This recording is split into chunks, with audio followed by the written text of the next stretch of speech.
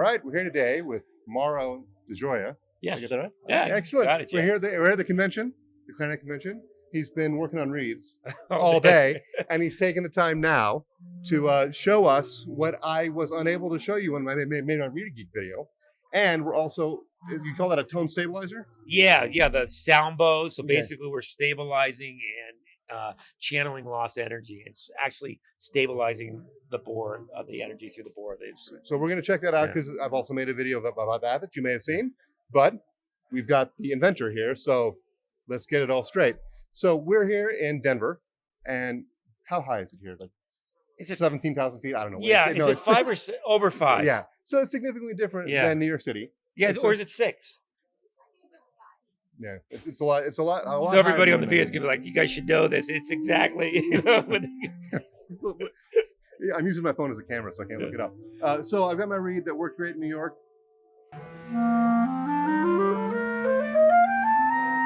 But now it feels a little bit stuck, a little bit resistant, and I've hired a professional. Yeah, so basically what's happening, especially in Denver, this is true where I'm out west and by Lake Tahoe, Carson City, Reno, we're dry, we're high.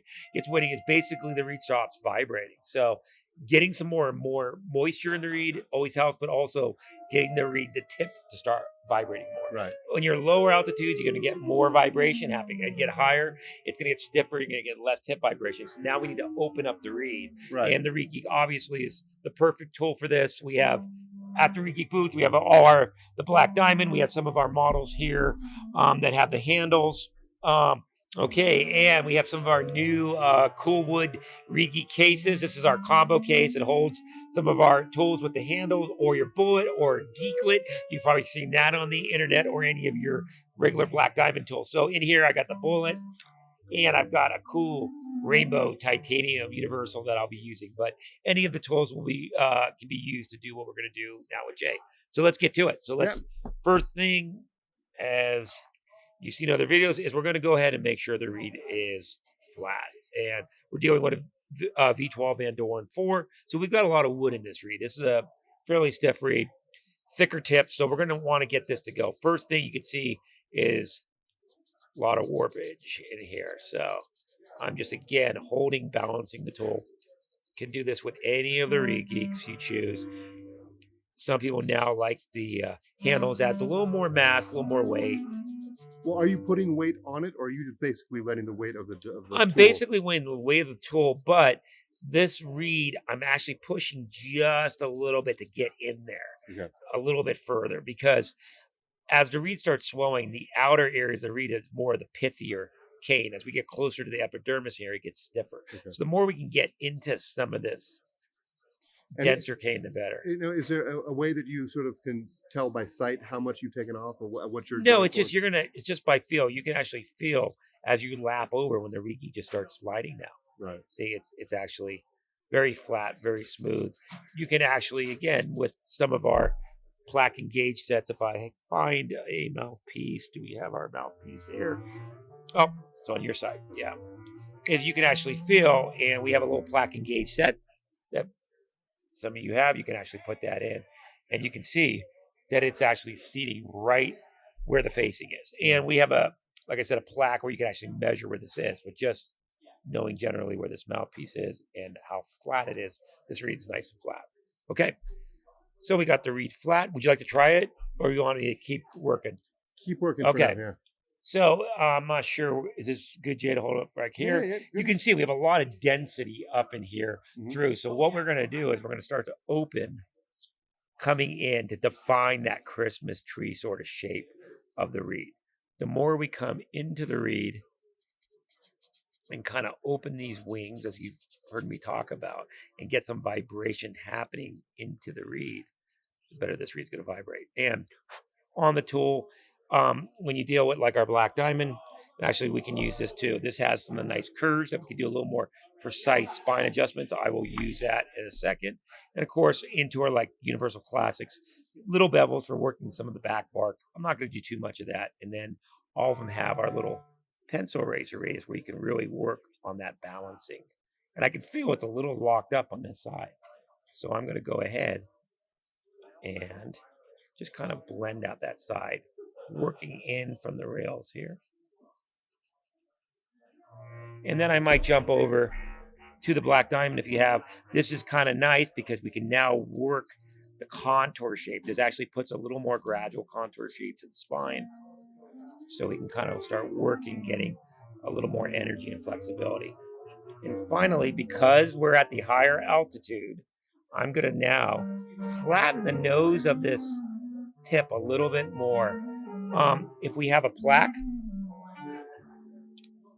we might actually just go off our tip onto our plaque. And you can feel that clicking. Right. Because the V12 actually has a little thicker tip.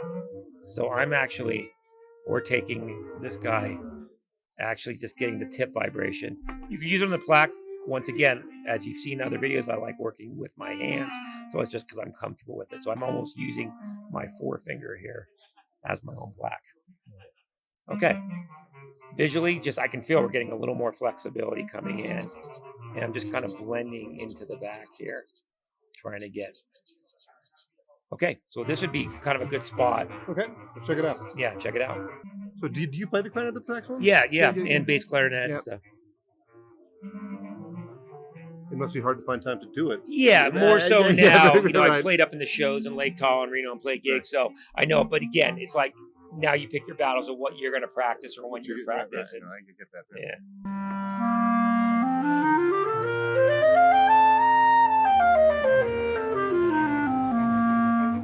So now it's like right in the ballpark of where I want to be. Yeah. Maybe that left side a little bit. Yeah. You can let's keep it on. Okay. That always makes me nervous. I know. Do you want to do it right here? Or do you want to get your close up? Let me grab it. Yeah.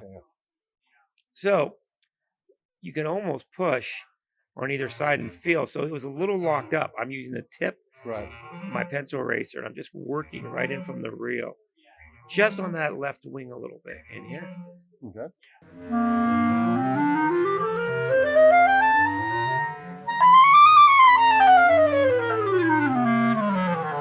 We're in business. Yeah, we're in business. Yeah, it's great.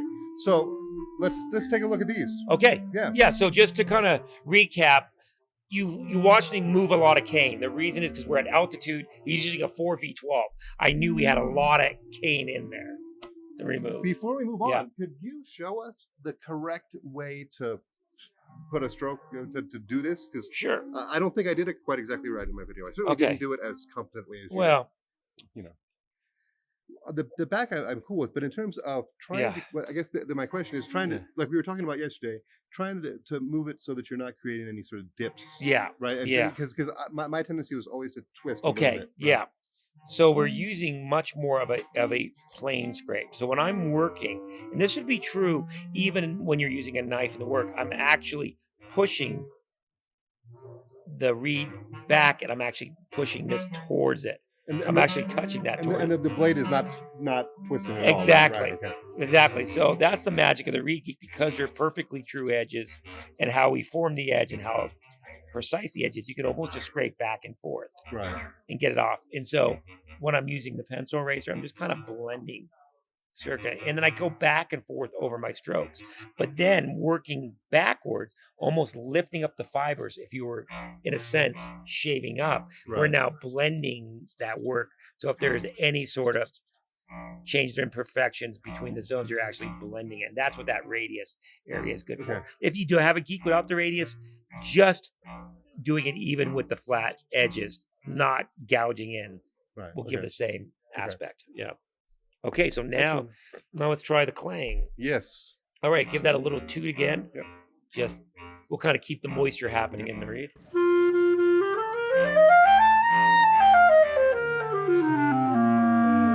Okay, so you can do it. We're going to start first with the raw brass.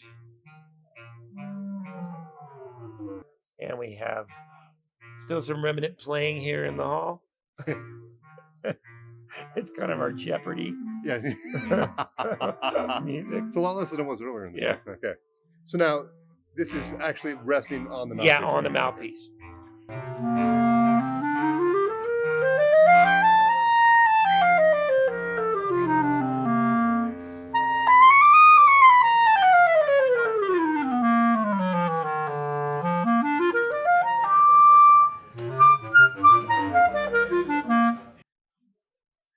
I lose track when I'm Yeah. like, because the difference isn't. I don't feel it to be huge. I can feel. I can I'm feel hearing, it. and I don't know how it's projecting onto the video, but I'm hearing it very homogeneous, much more even and liquid, Right. and a little more volume and connection. And I don't know if you're feeling like a little more slotting, a little more evenness. Registers are more integrated with one another. Exactly, Yeah, because sure. as we blow in the clarinet, and when the wave starts propagating, we hit the beginning of the barrel. It's actually developing, and then we hit this junction and starts breaking up and starts going sideways. So when waves start breaking up and going sideways, we get sound.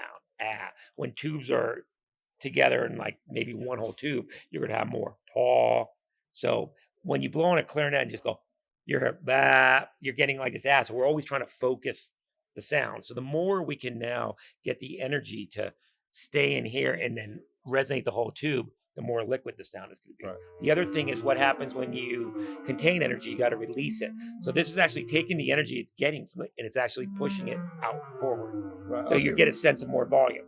Now, kind of with brass and metallurgies, raw brass, kind of like a bell, the way we turn this, it's just ringing out. Now, as we get into chromium, black diamond, those are going to contain the sound more and keep it. So you're going to add more focus and maybe more direction. Let's to do the it. sound. Let's check it out. Yeah. Let's check it out.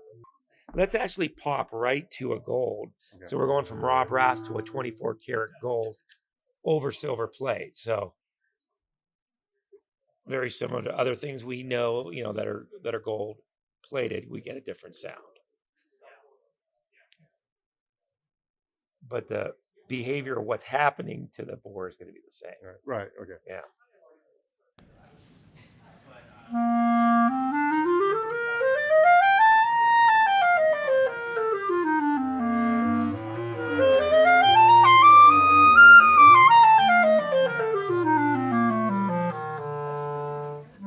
Sound different than the other one? Yeah, a little more focused, Yeah. a little richer, Yeah. maybe.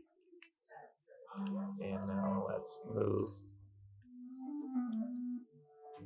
And as we do this in real time, and I've done this at shows for a while, sometimes a certain clarinet, certain setup, saxophone will really like one that just really becomes astounding, the difference, because just the bore really likes it. And it just really excites someone's sound. And do we have a chromium? While you're doing that, we should grab a chromium. Chromium sounds like a cartoon word to me. Yeah, that's funny. But it's actually a real thing. Obviously. Yeah. It's basically a chrome base.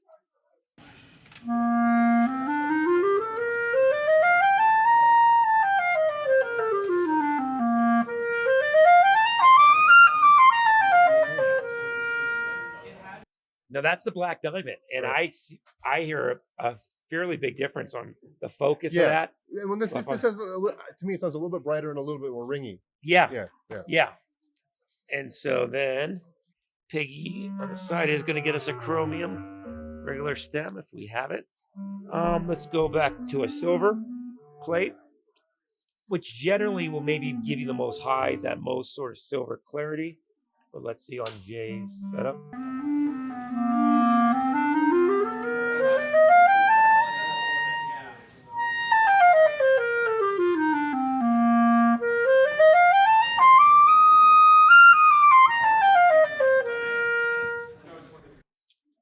Yeah, I'm hearing that sort of silver spreading, a little of that clarity in the ring. Yeah. I like a lot. I kind of like on your clarinet. And I think we might be out of this regular chromium model, but I'm going to put a long stem on. Okay. We used the long stem for some other ligatures, but it's going to hang a little bit further down on your barrel. Now, if I remember the materials right, that's conceived of for a Ravner ligature, right? Exactly. Right, okay. Exactly. But by hanging down a little further onto the ring, it's actually going to add probably a little more support, a little more darkness or focus to the sound. And some players, like to use this on their ligature. They, people try different models and decide what they like.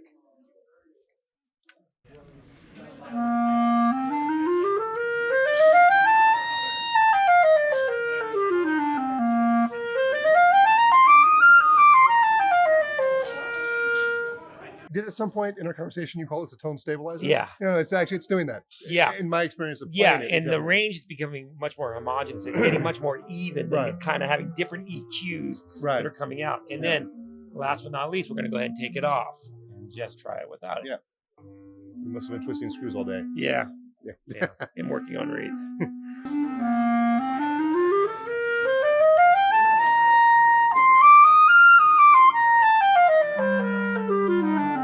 Yeah, It's inconsistent, right? Yeah. No, more so. Yeah. Yeah. So what naturally starts to happen is you're gonna have to start making these adjustments between ranges to Right. try to humor the behavior of the sound and Right. the read and everything. So that's kind of what happens when you start supporting. And we do this for saxophone, and this is kind of true in a lot of other idioms too for energy transfer. But again, going back to the video, number one was that we got the read happening. Right. So the read, that's the Reed Geek, the magic that it's now working properly.